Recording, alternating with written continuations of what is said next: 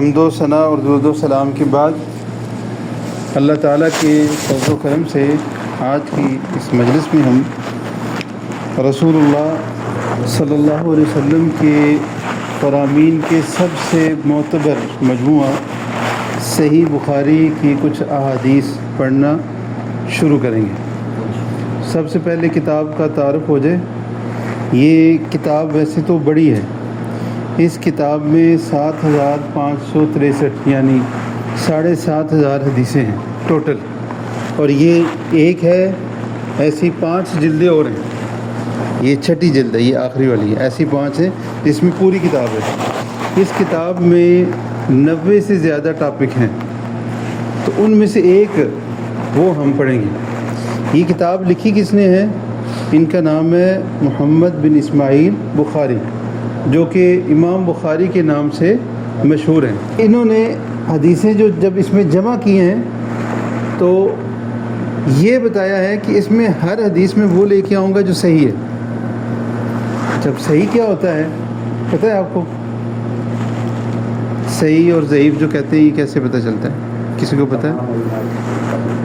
ایک تو یہ ہے کہ تمام جتنے بھی مکتبہ فکر ہیں، یا آسان لفظ بولیں فرقہ کہتے ہیں نا، سب مسلمانوں کے نزدیک اس کتاب میں جتنی حدیثیں ہیں ساری صحیح ہیں۔ اچھا، یہ صحیح اور ضعیف کا جو فرق ہے نا، پہلی حدیث پڑھیں گے اس سے پتہ چل جائے گا۔ تو پہلے ٹاپک دیکھ لیتے ہیں۔ ہم نے جس موضوع پہ پڑھنی ہے اسے عربی میں کہتے ہیں کتاب الرقاق۔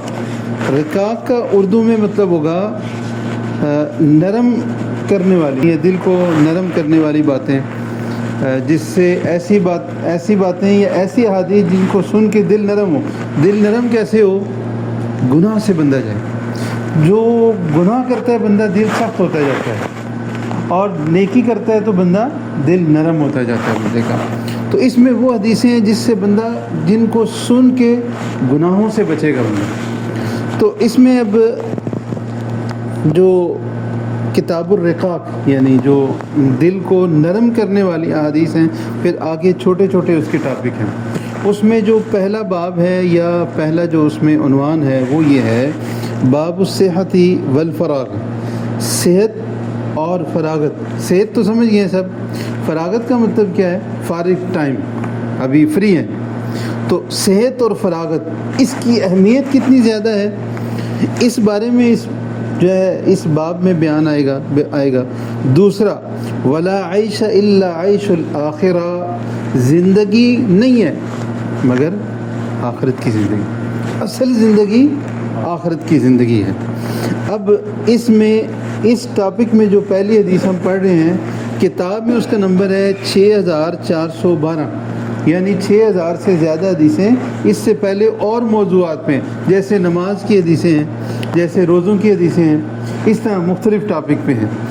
اب اس میں جو ہم پہلی حدیث پڑھ رہے ہیں اس میں میں پوری سند پڑھوں گا، میں پڑھوں گا تو آپ کو پتہ چلے گا سند کیا ہوتا ہے۔ جیسے یہ امام صاحب ہیں محمد بن اسماعیل بخاری، اب میرے پاس بھی سند ہے، یعنی میں نے جب یہ کتاب پڑھی اپنے جو استاد سے، ان کے استاد، پھر ان کے استاد، اس طرح تقریباً 18-19 واسطے ہیں۔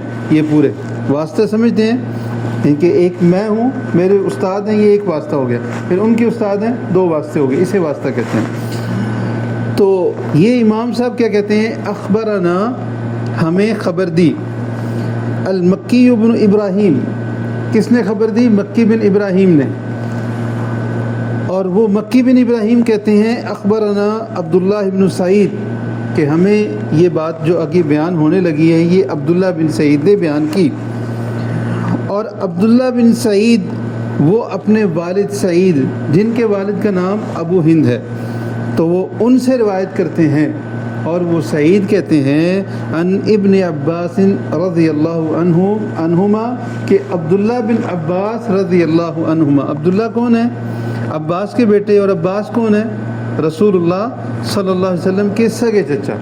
تو عبداللہ بن عباس رضی اللہ عنہما سے روایت ہے، قال، عبداللہ بن عباس کہتے ہیں قال النبی صلی اللہ علیہ وسلم، نبی صلی اللہ علیہ وسلم نے فرمایا۔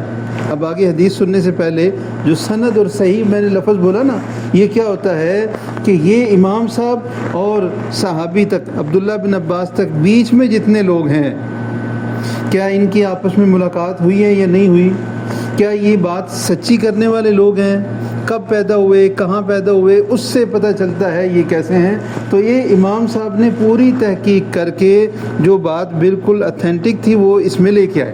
اس لیے پوری امت کا اتفاق ہے کہ جو حدیث صحیح بخاری میں سند کے ساتھ موجود ہے وہ حدیث صحیح ہے۔ صحیح کا مطلب کہ واقعی رسول اللہ صلی اللہ علیہ وسلم کی زبان سے یہ الفاظ نکلے ہیں۔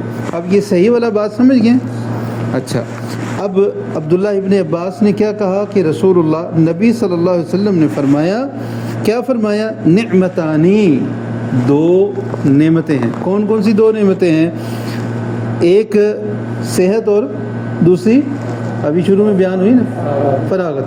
تو حدیث پوری سنتے ہیں، نعمتانی مغبون، دو نعمتیں ایسی ہیں جن نعمتوں کے بارے میں لوگ ان کی قدر نہیں کرتے، خیال نہیں کرتے ان کا۔ نعمتیں تو بڑی ہیں لیکن قدر کیوں جی؟ صحت کی قدر ہوتی ہے؟ نہیں ہوتی۔ ٹائم فارغ ہے، قدر نہیں کرتے اس کی۔ فیہما کثیر من الناس، ان دو نعمتوں کی اکثر لوگ قدر نہیں کرتے۔ اور وہ دو نعمتیں کون سی ہیں؟ الصحت والفراغ، صحت اور فراغت۔ آپ کے پاس ٹائم فری ہے، یعنی ڈیوٹی نہیں ہے، کھانے بنانے کا کام بھی ہو گیا، کپڑے دھونے ہیں، استری کرنے ہیں، وہ کام بھی ہو گئے، گھر بھی بات کر لیے، پھر بھی وقت بچا ہے، تو اب کیا کریں گے؟ فری کی سوشل میڈیا، یعنی فری یوٹیوب فری دے رہا ہے جی، فیس بک فری نہیں ہوتا، ہوتا ہے فری ہے، کال کرتے ہیں نا، کہتے ہیں فری کال ہے، ایمو پہ فری کال کر، فری نہیں ہوتی، نیٹ کے پیسے دے رہے ہیں، اور ایمو والے آپ سے جو وقت لے رہے ہیں اس کا وہ پیسے کسی اور سے لے رہے ہیں کہ اشتہار آتے ہیں، تو فری نہیں ہے۔ آپ سب سے قیمتی چیز دے رہے ہیں اپنی، یہ نہ سمجھیں کہ میرے پاس یہ وائی فائی دوسرے کی ہے تو میں پیسے نہیں دے رہا تو مجھے تو بس فری ہے جی، نہیں، فری نہیں ہے۔ آپ اپنی سب سے قیمتی چیز دے رہے ہیں، وہ کیا ہے؟ وقت دے رہے ہیں۔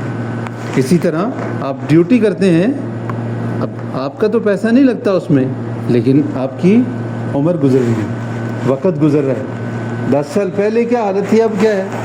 15 سال پہلے کیسے تھے، اب کیسے ہیں؟ اب وہ تصویریں تو سب کی ہوتی ہیں، پرانی تصویریں دیکھ لیں، آج کی دیکھ لیں۔ اپنی صحت خرچ کر رہے ہیں، اور زندگی اصل یہ انسان کی اصل زندگی اس کا ٹائم ہی ہوتا ہے۔ ٹائم جتنا گزرتا جا رہا ہے اس کی زندگی کم ہوتی جا رہی ہے۔ آئیے دوسری حدیث سنتے ہیں۔ اب میں وہ پوری سند نہیں پڑھوں گا، سیدھا حدیث پڑھوں گا۔ اگلی جو حدیث ہے اس کے راوی ہیں انس ابن مالک رضی اللہ عنہ۔ پہلے حدیث تھی عبداللہ بن عباس، اس کے راوی تھے، انہوں نے بیان کیا۔ عبداللہ بن عباس کون ہے؟ نبی علیہ الصلوۃ والسلام کے چچا کے بیٹے۔ اب جو ہے انس ابن مالک ہیں۔ انس بن مالک کون ہیں؟ یہ وہ صحابی ہیں جنہوں نے رسول اللہ صلی اللہ علیہ وسلم کی 10 سال خدمت کی تھی۔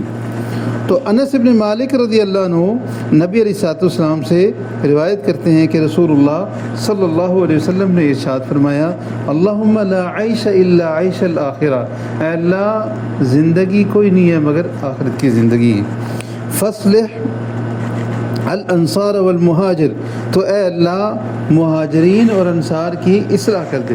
دنیا کی زندگی ختم ہونے والی ہے، آخرت کی زندگی ہی اصل زندگی ہے۔ امام احمد ابن حنبل، سنا ہوا ہے نام آپ نے؟ امام احمد ابن حنبل سے ان کے بیٹے نے پوچھا کہ چین، سکون، اطمینان کب حاصل ہوگا؟ تو انہوں نے کہا جب مومن کا پہلا قدم جنت میں جائے گا اس وقت مومن کو اطمینان حاصل ہوگا، اس وقت سکون آئے گا، پہلا قدم جب جنت میں جائے گا۔ تیسری حدیث پڑھتے ہیں، اور اس حدیث کے راوی سہل بن سعد الساعدی رضی اللہ عنہ ہیں۔ قال كنا مع رسول اللہ صلی اللہ علیہ وسلم بالخندق، ہم رسول اللہ صلی اللہ علیہ وسلم کے ساتھ خندق میں تھے۔ خندق پتہ ہے نا آپ کو، جو جنگ ہوئی تھی جس میں مسلمانوں نے خندق کھودی تھی۔ خندق سمجھتے ہیں؟ ایسے کھدائی کر لیتے ہیں، کھدائی کر لیتے ہیں، پھر دوسرا آدمی ادھر نہیں آ سکتا، اس کو عربی میں خندق کہتے ہیں۔ آپ تو کھدائی کرتے ہیں نا کیبل ڈالنے کے لیے، یہ تھوڑی سی ہوتی ہے، جو بڑی کھدائی کر لیتے ہیں اس کو اردو میں، عربی میں بھی خندق کہتے ہیں۔ تو صحابی کہتے ہیں کہ خندق کا موقع تھا، وَهُوَ يَحْفِرُ وَنَحْنُ نَنْقُلُ التُّرَابَ، کہ رسول اللہ صلی اللہ علیہ وسلم بھی ساتھ تھے، وہ کھود رہے تھے، ساتھ ہم مٹی اٹھا رہے تھے۔ تو ہم نے دیکھا وَنَحْنُ نَنْقُلُ التُّرَابَ وَبَصَرَ بِنَا فَقَالَ، تو نبی علیہ السلام نے، ہم مٹی اٹھا رہے تھے، نبی علیہ السلام کھدائی کر رہے تھے، نظر پڑی ہمارے اوپر، ہمیں دیکھا یعنی نظر پڑی جیسے، تو رسول اللہ صلی اللہ علیہ وسلم نے فرمایا اللہم لا عیش الا عیش الآخرہ فاغفر للانصار والمہاجرہ، کہ اے اللہ زندگی تو صرف آخرت کی زندگی ہے، تو انصار اور مہاجرین کو اللہ تو معاف فرما۔ نبی علیہ السلام نے ان کو دیکھ کے دعا دی۔ دنیا کی زندگی اس میں تکلیفیں آتی ہیں، پریشانی آتی ہیں، دکھ آتے ہیں، کام کرنا پڑتا ہے، بیمار ہوں تب بھی ڈیوٹی پہ جانا پڑتا ہے، پیسے تھوڑے ہوں تو پھر بندوبست کرنا پڑتا ہے، سارے کام کرنے پڑتے ہیں نا، لیکن آخرت میں جو جنت میں جائیں گے ان کے لیے کیا ہوگا؟ آسانیاں ہی آسانیاں ہوں گی۔ تو نبی علیہ السلام نے انصار و مہاجرین کو دیکھتے ہوئے ان کے لیے دعا کی۔